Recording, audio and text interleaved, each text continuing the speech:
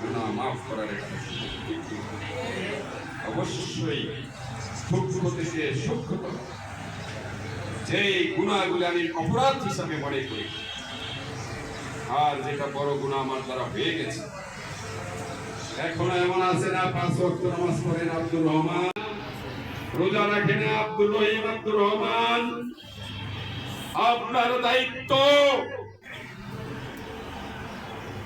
ওই যে আল্লাহ তাআলা বলেছেন ইয়া আইয়ুহাল্লাযীনা আমানু কুতিবা আলাইকুমুস সিয়ামু কামা কুতিবা আলাল্লাযীনা মিন ক্বাবলিকুম লাআল্লাকুম তাত্তাকুন। কমন একটা আয়াত সবাই জানেন, রোজাদারকে নারী এবং পুরুষ সবাইকে এই আয়াত শুনিয়ে দিন যে তোমাদের উপর রোজাকে ফরজ করা হয়ে দিয়েছি। আল্লাহ রাব্বুল আলামিন কি করে দিয়েছেন?